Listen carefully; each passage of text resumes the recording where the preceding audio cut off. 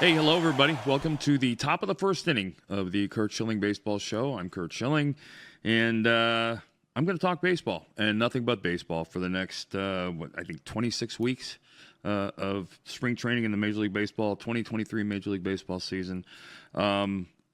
Just to set expectations, you're going to hear what I think. You're going to be the second person to know how I feel about something, whether it comes to a player doing something stupid, a player doing something smart, intelligent. But let me put context around how you're going to hear me talk about players.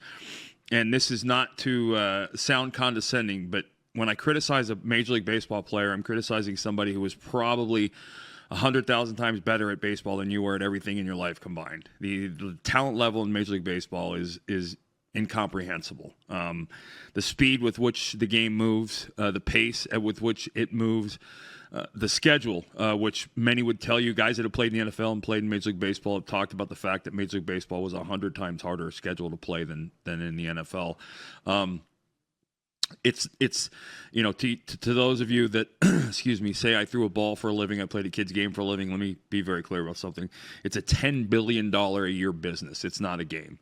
It might be a game in Little League, in high school, and I certainly enjoyed it that way. But when you get to the big leagues, when you're playing professional baseball, it is a job. It is a multi-billion-dollar a year industry, and so just to set expectations, when I'm criticizing a player, and I won't hold back. I won't be criticizing a player by saying this guy sucks. I'll be talking about players and talent and attitudes and things like that in context of being Major League Baseball players. So. And it's very different. I'm going to try very hard to not be the old man, get off my lawn guy when it comes to contracts and when it comes to many things about the game. I will lament on the fact that there is no starting pitcher anymore who I've seen in the ninth inning more than once a month. But the contracts are what they are. The money is what it is.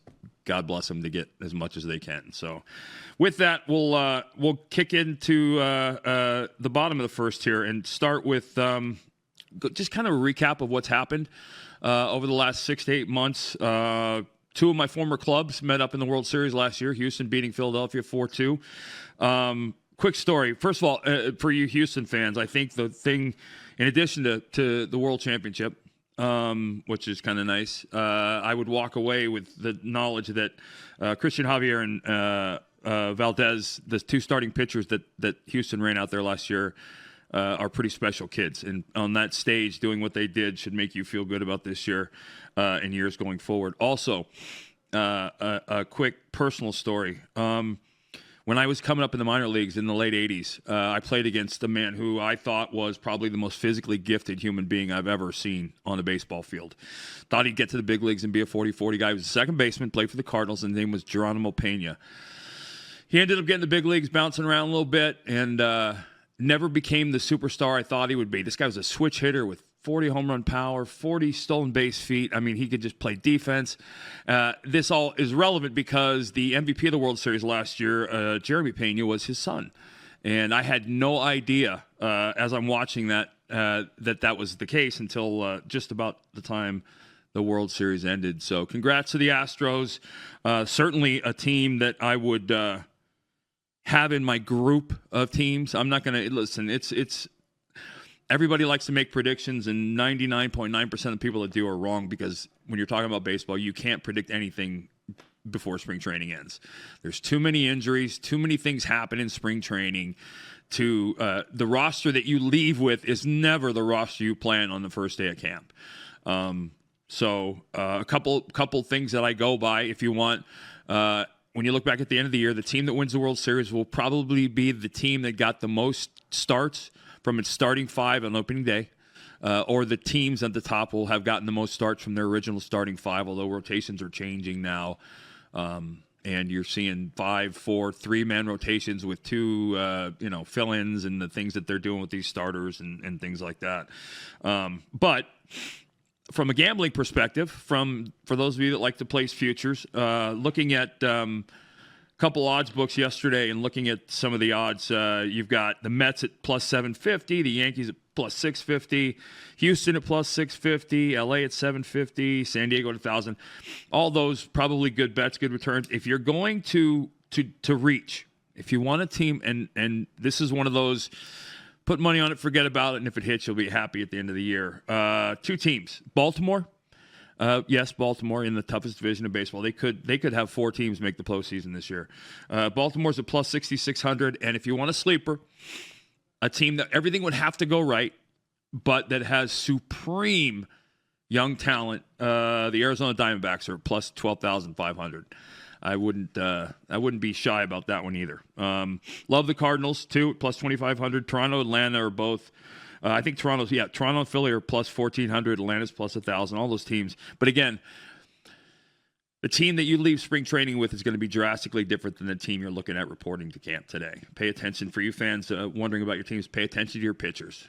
If any of your pitchers don't leave spring training with the team, that is a huge, huge red flag, because pitchers generally tend to never catch up if they start the season behind. And it's always a month longer than you think, or a month longer than they tell you, when a pitcher is out during spring training and has to come back, because the process of getting a pitcher restarted and up and running during the season is dramatically longer than it is in camp. Moving on to free agency, the winter, not just free agency, but trades and the things that happened this winter. Lots of movement.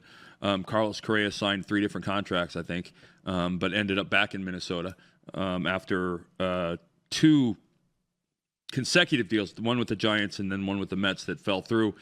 I'm not a doctor by any stretch, although I will tell you this, players, athletes for the most part are probably a lot more educated than you think from a medical perspective, because our bodies are our paychecks. And so understanding why and how the body functions and works. The MRIs and the x-rays that I saw of Carlos Correa's ankle were uncomfortable, to say the least. Obviously, it didn't affect him last year. But having been around the game as long as I have and seeing how rare a team walks away from a deal like this is, that opportunity and that occurrence is, for 2 teams to do it was dramatic, just dramatic. He ended up back in Minnesota. Hope he stays healthy throughout the deal. But the contracts that were handed out this winter were incredible. The Mets, I think the Mets threw around more money this winter than the Blue Jays or the Tampa Bay Rays have in the entire existence of their franchise's history. They're in the $400 million range. They're going to be paying a big luxury tax. But Steve Cohen let it be known he was going to do everything he could do. I think there are a couple deals that stand out to me. The biggest one that I love and question is the DeGrom to Texas. If you watched the postseason last year, when Jacob DeGrom is healthy, he's on a Michael Jordan level, and there's the rest of the game. 98 to 100 with control, command. And by the way, when I say command and control is the ability to throw strikes. Almost every pitcher in the big leagues has control. Command is the ability to manipulate the ball around the strike zone in small increments, inches at a time. DeGrom at 98 miles an hour with 3 other wipeout pitches has command, and that separates him from everybody from a power pitching perspective. But when he's on, there's nobody like him. Problem is, him being on is the question. Him being on the mound is really the question. He's been hurt over the last couple years. I would honestly, and I hope he stays healthy, because I like to watch him pitch. I love watching good pitching. I wouldn't have a problem with the over-under on his starts this year being 15. He's already started the spring a little bit behind. They're playing cautious with him. It might not be serious, but for the most part, he's never had something flare up that wasn't serious. And so, and I hate to say it like that, because again, he's somebody that if you're a baseball fan, I promise you, buying a ticket to watch him pitch is worth it. He's a guy you pay to see pitch. And that deal caught me a little bit off guard, but I think after what the Rangers did last offseason, I think they put some $300 million into their infield. I think it was a move that needed to be made. They brought in, I think, Nathan Eovaldi too. They're a team that could be, I think they're plus 5,000 to win the World Series this year. Not a bad bet. Everything has to break right, though. Again, health-wise, they need a rotation that stays healthy, and I'm not sure that that's going to be something that happens. Although you have to look at how the game is being managed now. To get Jacob deGrom from April to September doesn't require 35 starts and 235 or 245 innings anymore. It's now 28 to 32 starts, 160 to 180 innings for top of the rotation guys, which is mind-boggling to me. But that's worth $30 to $40 million annually now for these guys. So there are a bunch of trades this winter too. One that I really. Two things I want to touch on. Number one, they didn't make a trade, but the Dodgers and the Red Sox swapped DHs. Justin Turner went to Boston. J.D. Martinez went to L.A. And I think that J.D. Martinez thing kind of went under the radar because of the year he had last year. But when you look at the lineups that the Padres and Dodgers are going to run out there on a daily basis, it's as a pitcher, I would be uncomfortable. Having them on the front of my schedule or in my next start. They're going to be running some deep lineups out there. J.D. Martinez is, ho-hum going to slide down the middle of a lineup with, some MVPs above and beneath him. And then Justin Turner, the Red Sox are a mess, and what they did this winter was a mess. And unfortunately for Red Sox fans, I think you need to hold your breath until ownership changes, because I think the ownership has created all of the problems that they're experiencing, and that's unfortunate because that's a fan base that deserves and pays for a winner. One trade I do want to talk about real quick. One of my old teams, the Diamondbacks and the Blue Jays made a deal in which the Diamondbacks got a couple of very good prospects, including a very, very good catcher. Toronto was dealing from a position of strength. But when you look at the new rules, and we're going to talk about those in just a minute, the shift being eliminated in the infield is going to create a need for a larger need for versatility. The Blue Jays got a kid named Dalton Varsho, who, by the way, is named after my former teammate Darren Dalton, by my former teammate Gary Varsho, who was very close with Darren when we played together in Philadelphia. Dalton Varsho plays all three outfield positions. He also catches. I think he started 18 games last year for the Diamondbacks. Incredibly versatile, big legs. Gonna run. We'll talk about the new stolen base rules too. Going to run a lot under these new rules, but the shift, and again we'll talk about this in a minute, is going to change how offense or defenses position themselves. The rule now is 4 infielders have to be on the infield dirt, 2 to each side of the bag, which is only going to force some outfield changes and stances. But so yeah, a lot of, and we'll as spring training goes through, we'll follow a lot of these free agent moves and see who does what and how does what. Like I said, if you're a fan of a team, the only thing you should be caring about at all during spring training is pitching. Hitters always find a way to catch up, but you want your pitchers to get through camp healthy, and now you need you want to leave camp with 12 to 15 pitchers. 3 or 4 of them are going to be starting out in AAA, but with the way they're doing these new rotations, you're going to want guys that you can bring up and down and move during the season. Hey, guys, let's move on to probably the thing more people are talking about, unfortunately, for baseball than anything, which are the new rule changes. I'm going to start off by saying I think they all suck and are horrible. So I'm coming from that angle. And I know that, again, sounds like the old man get off my lawn theory, but the game, baseball was the only game, really the only game without a clock, the only game left without a clock. And now that is changing, I'm not happy about that. But we'll talk about, start off with the kind of the inconsequential ones, a bigger base. Here's the only complaint I have about that. Over 100 years ago when baseball was invented, it was mathematically perfect. The diamond was mathematically perfect. 90 feet between bases, 60 feet 6 inches from the mound to the plate, and I think 135 feet from home plate to second base. All of those things created the statistical Hall of Fames that we have. You take 6 inches away from the mound, you're going to have drastically different batting averages and career batting averages. You change the base pass, shorten or lengthen, you're going to have a dramatic impact. The base being a little bit bigger, I don't think is going to do absolutely anything for player safety. I think it's just going to look stupid. It'll give advertisers a bigger face on the bases, which you know is going to happen. If they wanted to truly take care of player safety, they would have done what softball did, put an alternate bag on the outside of the baseline and have the runner run to that instead of running to the same bag. So I think that's kind of a dumb one, and I don't think it's going to have much to do. The pitch clock. So as a pitcher, I can tell you this. The only pitchers in professional baseball that will be affected by the pitch clock are pitchers that suck. Period.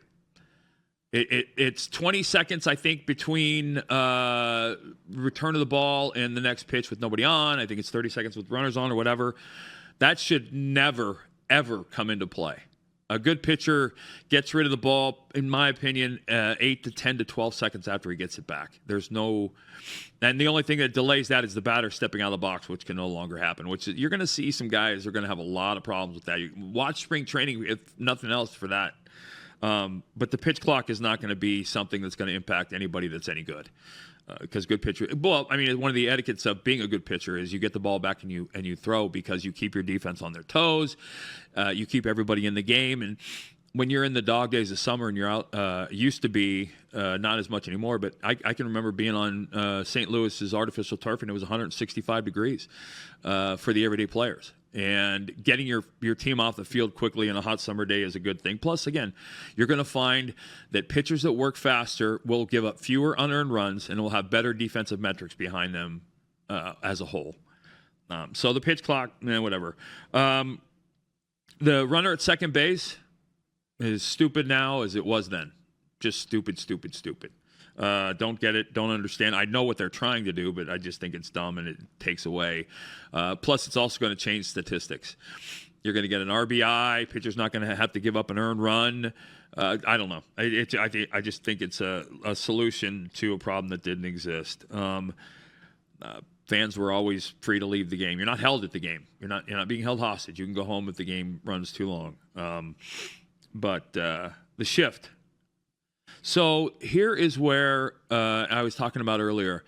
The rule is you have to have 4 infielders on the grass, on the dirt, and 2 on each side of the second base bag. So what you're going to see is there'll be guys, infielders, that will try and fudge and line up both next to second base with movement after the pitch, or this and that. What I think is going to happen, what I think you'll see a team like the Buck Showalter team will be you're going to, so let's just, for instance, say you have a left-handed pull hitter up. You're going to bring your left fielder, a Dalton Varsho, who has multiple abilities to play different positions. You're going to see a Dalton Varsho come in, and he'll play on the left side of second base, or the right side of second base as a third infielder between the first baseman and the second baseman, and they'll leave left field open. Or they'll shift the center fielder to left center. If you look at the Toronto outfield, it's 3 very athletic guys. And so what you may see, which I find kind of ironic, you may actually see hitters begin to try and hit against the shift if they recognize an outfield position has been vacated. I think you're going to see some goofy stuff. But guys like Buck Showalter will take full advantage of everything about the rule that they can. The rule that I think probably changes the game in drastic ways, more so than I think anybody's thinking, is the pickoff rule. So if I'm correct, you can now make 2 pickoff throws to first base. And on the third one, if you do not get the runner out, the runner advances to second base. So what you're going to see, and then to engage a runner after that, you have to step off. So basically, take the best base runner of all time, take Ricky Henderson and put him on first base and throw over twice and let him know that the third time that you're throwing over, if he's not out, he gets second base. And I'm assuming he'll get credited with a stolen base or whatever goes with that. But the fact of the matter is, what you're going to have is you're going to have major league runners taking what we call one-way leads. So anytime you notice a base runner taking an extreme lead, whether it be he's trying to get a guy he's not stealing, he's just taking an extreme lead because he knows he can go extra because he's going back to the base. So there's no chance of him getting caught in between going and stopping or anything like that. So they'll take a one-way lead and they'll make it a bigger lead. Trying to draw that throw, that third throw comes over. He doesn't get it. And you're going to see team scouting and all the things go with this. But if you give a base runner after that second throw, he basically says, if he doesn't pick me off, I get second base. They're going to take a big one-way lead. And many times good base runners, if they take a big enough one-way lead, they can go on a pitch they weren't planning on going because their lead is so extreme. You're going to see a dramatic change in the game, because I don't know that you're going to get more stolen bases, but you're going to get more runners going to second base, or you're going to get pitchers that don't throw over at all, and that will change. And again, scouting reports are going to show these things. These tendencies are going to happen quickly. Teams will get adjusted to it, and off they go. I just think that that's a horrible, horrible rule. I would argue that the instances in which a pitcher throws over more than 3 or 4 times is rare to begin with, especially. But what you've done now is you've gone from a situation that happens maybe once a game to a situation that is going to affect every base runner on first base every single game, right? Especially the guys that can run. And Bill, I don't know how you feel about this, but everybody, and it's one of those things. It's almost like a problem that was made up that doesn't really exist. People were saying, I want more stolen bases. I don't know if fans had said that. But you've seen the stolen base go the way of the dodo, because teams, if you're not successful 80% or more of the time, they don't want you to run. I think it's going to be a dramatic shift in how the game gets played. Absolutely, Curt. And think about it. It's shorter between first and second now with the bigger bases. Yep. So they can get a bigger lead, and it's shorter between the bases. Yeah. Well, and it's shorter to get back to the base. Right. Yeah. So, I just think it's going to have a dramatic impact. And, hey, maybe I'm wrong, but I think there's enough teams in the game and enough fast guys that somebody's going to exploit the hell out of that rule. So, I don't like the rule change. And, again, I know that it's old school, new school, and speeding up the game and all the things. The one that's going to, I think, probably impact fans from a game time perspective is, well, they said that the pitch clock in the minor leagues impacted the game times by like 15 or 20 minutes. Well, that's because it's impacting minor league pitchers. You generally don't get to the big leagues working slow because good pitchers don't work slow. Okay, guys, into the 9th inning here. Let's just quick hit on some things. I was going to talk about hitters real quick, some young hitters, but again, I'm going to just go back to the Padres and the Dodgers. There's going to be some daily fantasy players that are going to run the Dodgers and Padres lineups out there pretty much every day, and plus they're going to be very, very often faded, both those offenses. Arms to watch. This is where I have my fun. There's some. So for you guys that are in fantasy leagues, and for you guys that are in dynasty fantasy leagues, like keeper leagues where you draft minor league players every year, there are some young arms, and I'm probably not going to shock anybody with these. The guy at the top of my list is the Oriole prospect Grayson Rodriguez. I liken him from a polished perspective, almost to Zach Greinke when he was young. I think he's way ahead of his time with plus stuff, wipeout pitches. I think he's got I said the Baltimore's were plus 6,600. I think he's one of the reasons why they are stacked with young prospects across the board, starting, behind the plate with probably their best and probably the most important.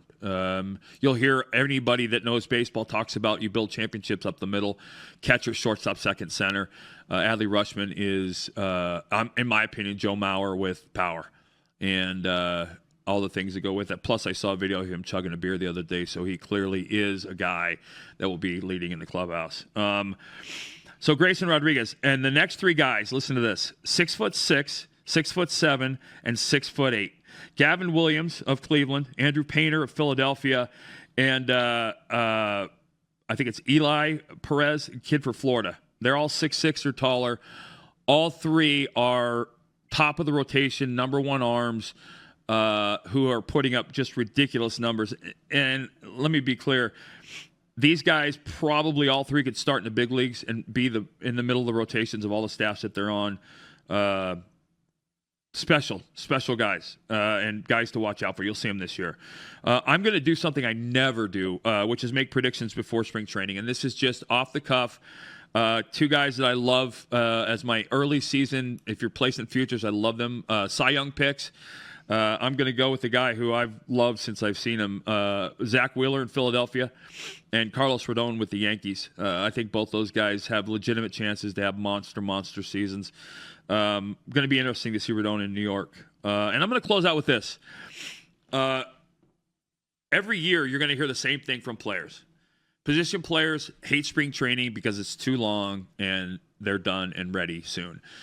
Pitchers, I've always felt needed spring training. But I think spring training, on whether it's good or bad for players, it has everything to do with, I think, where you are in your career.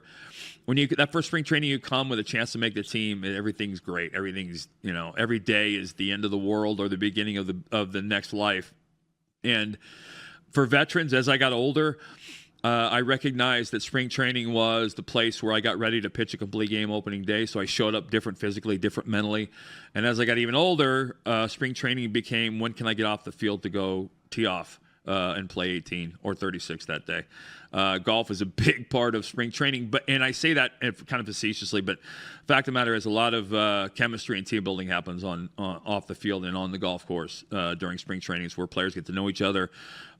You tend to see the veterans kind of forcing groups to go out together, to be together, recognizing the importance of that clubhouse chemistry, and that's one of the places where it happens. So, yeah, I mean, I would tell you this. I loved spring training in Florida and hated spring training in Arizona, and it was the opposite of almost all players, and it's because of this. I grew up in Arizona, so the 20-minute bus rides in Arizona, which in Florida you had some 5-hour, 6-hour bus rides for spring training.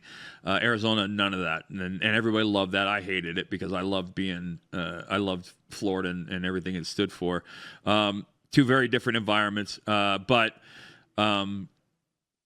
I always enjoyed it, the fan aspect of it. I mean, showing up at Boston Red Sox spring training on the first day of the 2004 season, there were more fans at the gate waiting for us to show up than there were at the Rays opening day game that year, I think. It's just a different dynamic for different clubs. The Cubs are the same way. Cardinals, Yankees, any team that comes to spring training with expectations every year has a different fan base. So players, I think, for the most part, like spring training. Position players wish it was over 4 weeks sooner than it was. I think pitchers feel like it's probably just the right amount of time.